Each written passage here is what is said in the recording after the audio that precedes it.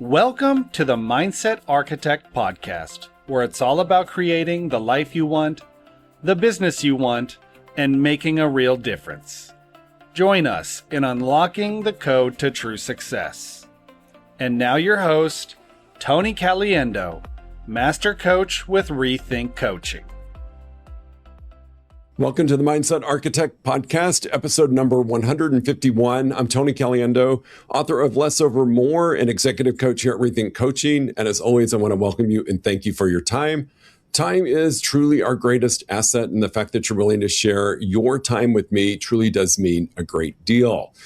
I'm always excited about bringing great information to you, and today I'm a little bit more excited than normal because I've got a really great friend and someone I admire and had worked kind of in the same organization. We never really worked together necessarily, but have had truly the privilege of getting to know Janis and her family over the years. And so having Janis join us today on the podcast is just a huge win for me. So Janis, I want to welcome you to the Mindset Architect. I would say it's an equal win for both of us. I feel the same way. I'm excited about our conversation. It's going to be great. So just, I know about you, but my listeners don't. Tell me kind of CNN version of who you are, what you've done, and where you are. Great.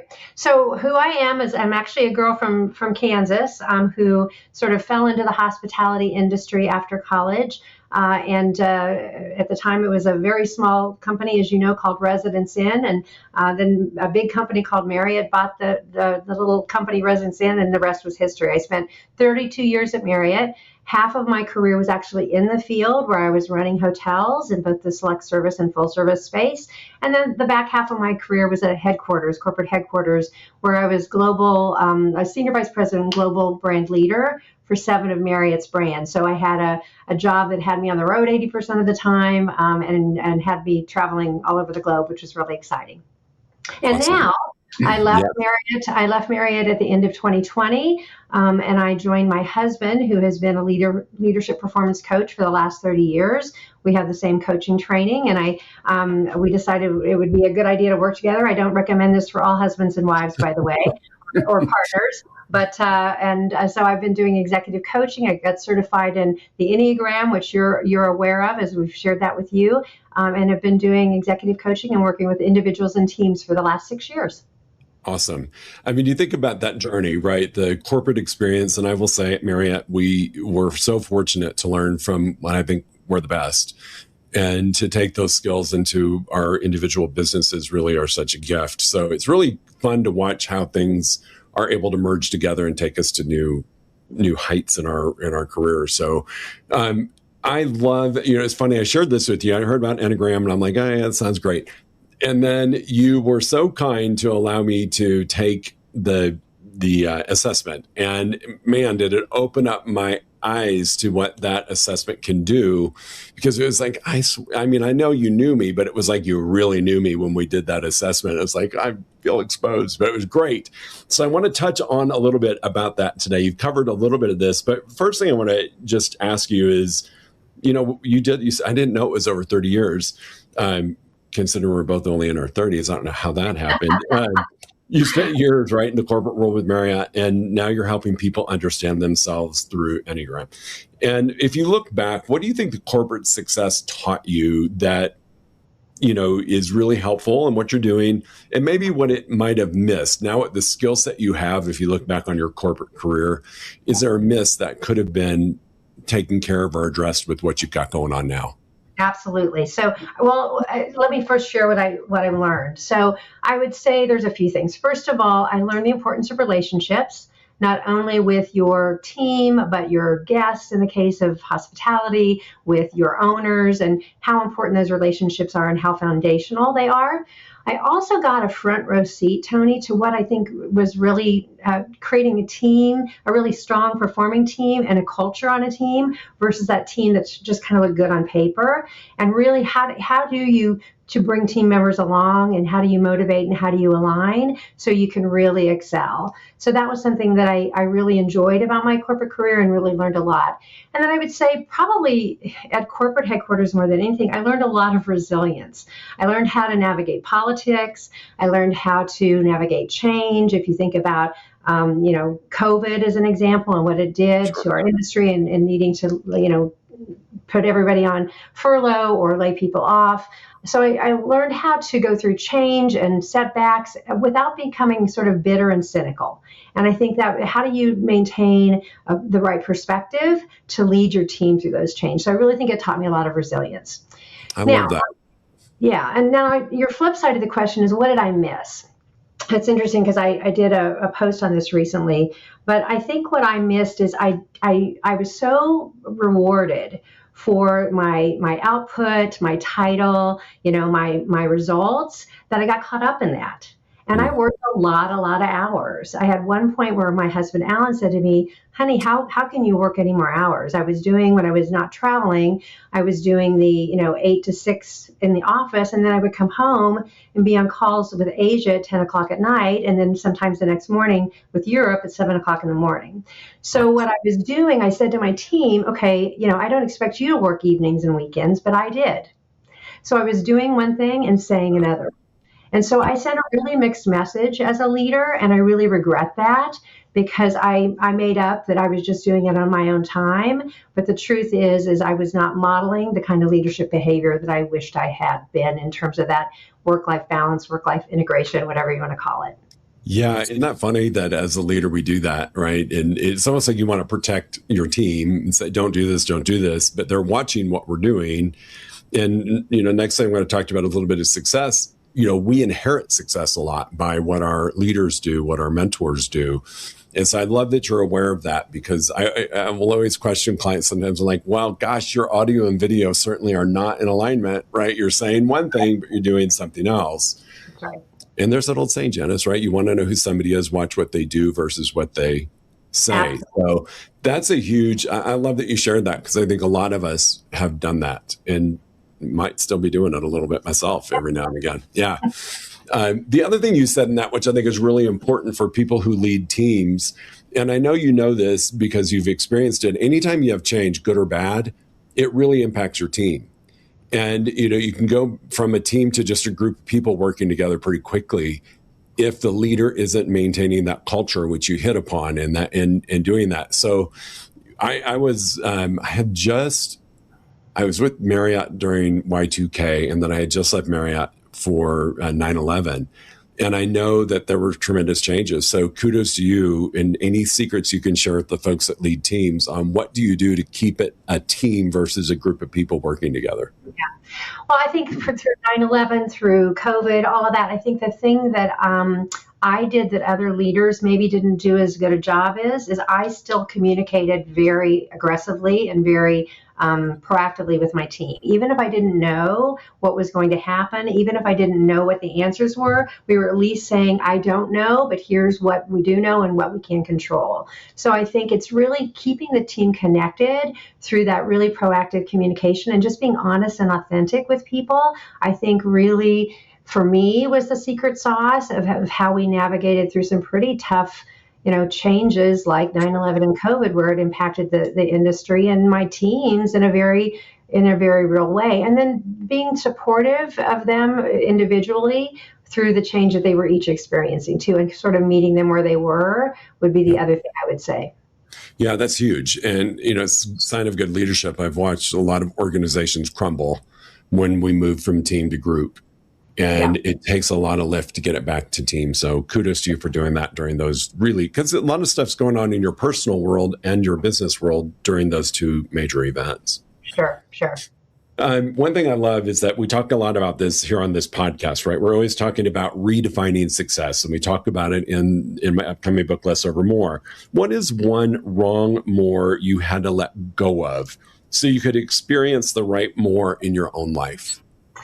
So first of all, I love the fact that I got a chance to read your book a little bit in advance. So thank you. And there was so many great, challenges and thoughts. And I just really, it's caused me to pause and think about a lot of things. But as you asked that question, the story that comes up for me, Tony, when I was in the field, I was about almost 40 when our daughter was born.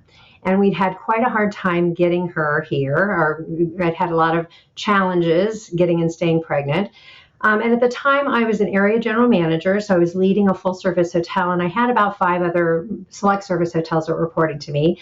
And I found myself in a situation where after she was born, I was pretty much out for 6 months because I was in the hospital 3 months before she was born, and then I was on maternity leave for 3 months after she was born. And so I came back, full force after 6 months, ready to just hit it hard. I can remember even saying, this baby is going to have to keep up with me because I'm on the move, right? I was living in the Bay Area, had about an hour commute each way. And I was invited to a women's leadership event with Marriott.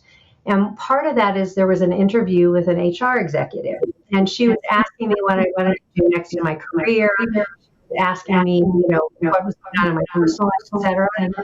And I was saying all the right things. I wanted to continue to grow. I wanted to, progress and more responsibility. And she looked at me and she said, "Is that really true, and why?"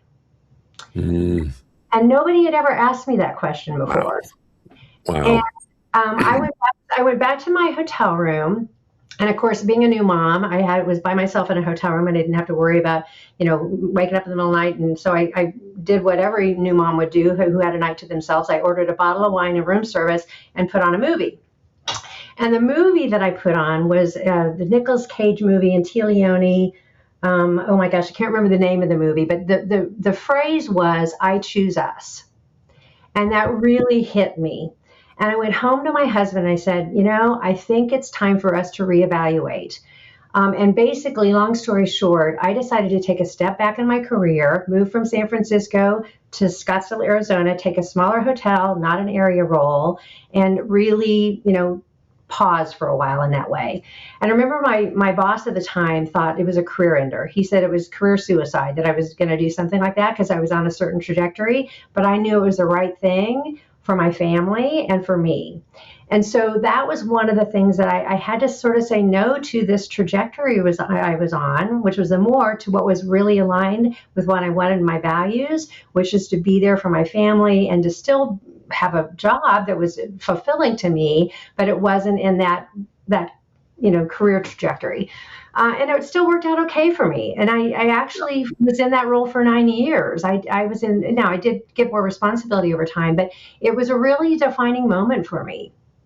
I love that. And, I think that's really important. And we talk about this a lot, or I talk about this a lot on the podcast in the book.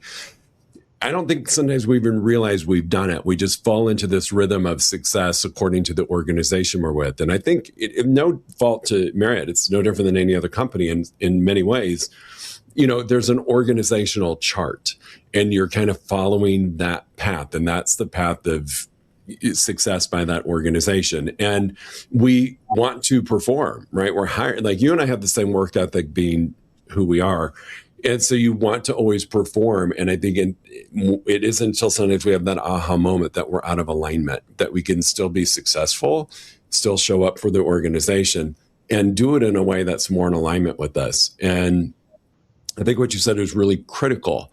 9 years in that position, that is definitely a sign of success. And it was in alignment with your definition of success. And so you won and Marriott won. That's right. And as I've said to so many people, even today as a coach, is like, you got to make the right decision for you and define what success, as you say, looks like for you. And if you're good, people are going to continue to ask you to the dance. You just have to be ready you have to know when you're ready to get back into the dance, so to speak. Yes. And it was 9 years and then I was ready. Love that. And you got to pick the music you were dancing to the whole time, which is exactly. Fantastic, right? That's mostly. Yeah, that's the best. Okay. This wonderful Enneagram that you guys coach to, which I have fallen in love with, it really helps you identify your unique strengths, but it also identifies blind spots. Yep. Like when we went through it, I'm like, oh my God, yeah, that's me. Yeah, that's me. And you're almost not shameful, but you're like, oh, that is a blind spot. What are some of the patterns that you see that might be keeping, you coach some really high level executives that might keep high achievers stuck chasing the wrong more? Yeah. Well, so the Enneagram, Tony, as you know, is all around what is your core motivation? And there are 9 core motivations. And let's take yours, for instance. You're an Enneagram 8, right? So you're an active controller.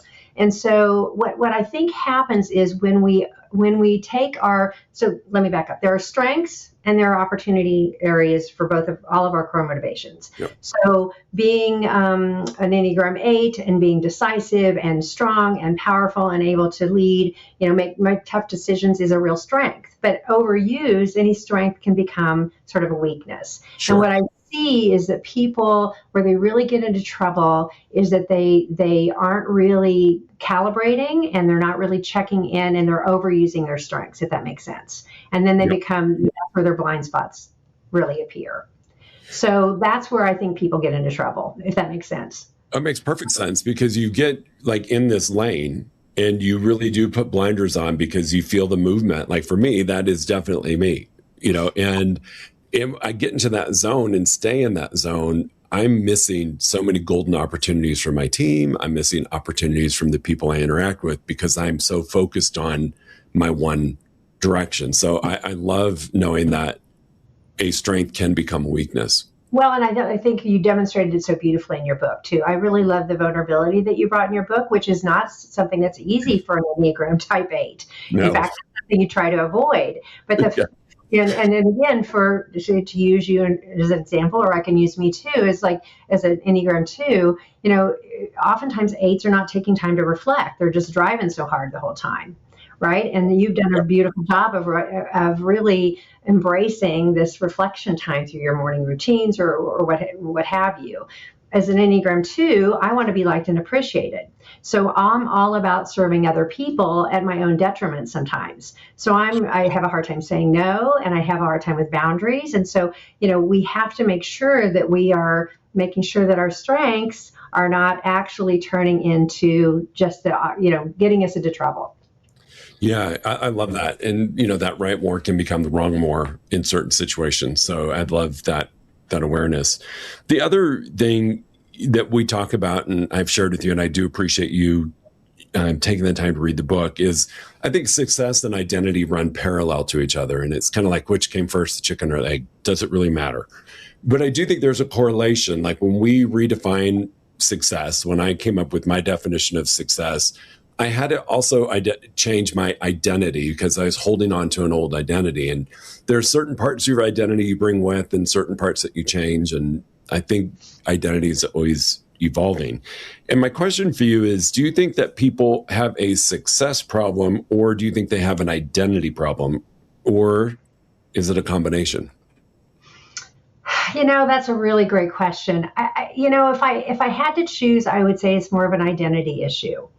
And versus a success issue. I think people get in their own way for a variety of reasons. I'd like to say a formula I talk a lot about, Tony, with the Enneagram is I feel like it starts with self-awareness, which is what the Enneagram gives us. Then it becomes, self-regulation. What do I do with it? And then you get to self-mastery. And I think what happens a lot of time is people they may seek self-awareness or they may not. And if they don't, that's a big problem. But if they do seek self-awareness, then they sort of get stuck there. They stop there. It's like, this is who I am now. And it becomes an excuse for how I behave. Yes. Right. So I'm a 2, so I'm a helper. So I'm just going to, be overworked and it becomes an excuse. So I think we have to take it to those next 2 levels where it's like, taking that self-awareness into regulation. What's working, what's not working for me? Where do I need to calibrate? What do I need to say yes to? What do I need to say no to? What do I need to change, right? With my behaviors, my identity, whatever. And then we get into the self-mastery. And that's when I think is when sort of success and identity really work because it's that balance of both. Yeah, I love that. And that's one of the things we struggle with is some people you need to work on identity first, some people success first because they're so connected. Mm-hmm. And I'm going to ask you this question about, your transition from, you're a very high level executive with the company, with Marriott, and then you move into, what was primarily your husband's business, and now you're part of it. What did you have to do for your own self-preservation in terms of letting go of that identity? Mm-hmm. To become this new version of you? Because it was a big transition. Yeah. And you think about your identity, people knew who you were in Marriott, right? I mean, people knew, and you knew how you were and how you showed up and what your impact you were making. And I often admire people that make that change. And I've shared, when I went from my previous coaching company to my own, I went from 42 clients to 8, and my identity was shattered, right? And so how did you make that adjustment, and any tips you can give to people that are going through a change like that? Yeah, it's interesting because the first thing I did is, first of all, I knew I didn't want to do a full stop, right? I admire people who, when they retire from their corporate jobs, just, retire and don't do anything, but that was not my story. So I really, and kind of to your identity question, I felt like, okay, what I'm going to do is I'm going to get on a corporate board. I'm going to become one of those people. I'm going to take all this great, information that I brought as an executive from Marriott, and I'm going to impart that upon other companies. And the more I looked into that, first of all, it's really hard to get on a corporate board that's a paid position. There's a lot about that wasn't very exciting to me as I thought about it. And I recognized I was chasing that because I thought that would make me keep my identity sort of in check, make me feel as important as I had, as a senior leader at Marriott. And then as I was sort of banging my head against a wall, what I did, Tony, is I did something I'd never done before, which is I went on a solo retreat, just me, for 5 days. Love this. I've never given myself that gift before. And I went on a 5-day solo retreat, and I did meditation, and I did stillness, and I did classes, and I worked out, and I did, just a lot of reflection. And it came up to me during that time, a reflective time, that what I could really do that would not only use my skill set as a leader and as a mentor and a coach, is to really be able to help others to be the best versions of themselves. And it wasn't about a title. It wasn't about, it was just about what was my purpose and what was my gift and how can I bring those gifts forward and use that. And if you just really, and your book talks about this, if you just really stay in alignment with what your gifts are and who you are and what you want, it's amazing how things will open up and how the success will come. And so that's really kind of where I got to where we are today, or where we are today. And, now it's not just Alan and I in the company, there's 8 of us. So it's grown to this great group of folks at Questage that we all collaborate and we work together. And we do use the Enneagram at the center of what we do, but it's really more than that. It's, as you do, coaching executives, it's working with teams to be higher performing, et cetera. And it's very gratifying. And it's not about a title. It's just about the work that you're doing. I love that. I love that you gave yourself permission to do that reset, right? And it was just to get back in touch with you, without any title, without any job description, without any kind of container. You were container free at that point, which I think is really important for us to do that often, is to just take that moment. Yeah. And I actually said this, if I would have allowed myself to do that, Tony, and I was in my big corporate job, and taken that time away to just get recovery and perspective and all that, I would have been a better leader. I would have been a better mother. I would have been a better partner. And so I really would encourage anybody to try to, whether it's 2 to 3 days, it doesn't have to be at a fancy resort. It can be just go into the woods, a cabin in the woods, but just take that time to reflect and refuel. I agree. I think that is really, really important. And I love that you did it. I think going in, kind of stripping off our armor, allows you to really have a look at what's going on. So that to me is phenomenal. You have heard me say, and you've read the book, about the right more and the wrong more. And one of the things I say is that you don't always find the right more, you make room for it. And you alluded to it earlier, a lot of it is just clearing the space, and amazing things show up that you didn't even know were trying to knock on your door, but you just didn't have the space for it to show up. How do you think that self-awareness can help someone know what they need to let go of? Like, what should they hold on to? What should they let go of? What's a good exercise that you might be able to share from your coaching practice that kind of helps us figure out, like, hey, what could I subtract here that's not really serving me? Yeah. Well, a couple of things come up. And you talk about this, I think you use a little different language, but I think sometimes we are making decisions based on our inner critic versus our inner champion. And I think our inner critic kind of keeps it in this place is, oh, I can't let go of anything. You have to have all this. It keeps you in that sort of scarcity mentality instead of the abundance mentality. So I think really we work with clients a lot to identify, who has the microphone. Is it your critic or is it your champion? Love that. If your critic has more of the microphone than the champion, then you're probably not aligned, and you probably are focused on more instead of that less that's going to actually create that opening. So how do we listen more? How do we identify those two voices, and how do we listen more to the champion than the critic? I think that's a big one that comes up for me. I love that. And that's such a great way to really make a connection, because we do that. We have so many disempowering thoughts every day, the critic, and we have fewer of the champion, and then 95% of our thoughts are recycled. So you add that all together. I think that is really critical to choose which microphone you're holding, which allows the space for other things to show up. And I have never heard it put like that. And I'm going to steal that from you because It's awesome. Take it. Well, the other thing you talk about in your book, and I really, this was an important lesson for me too, is I think sometimes we surround ourselves with people that don't necessarily lift us up. And sometimes we have to go through an exercise where we reevaluate that and say, who am I spending time with?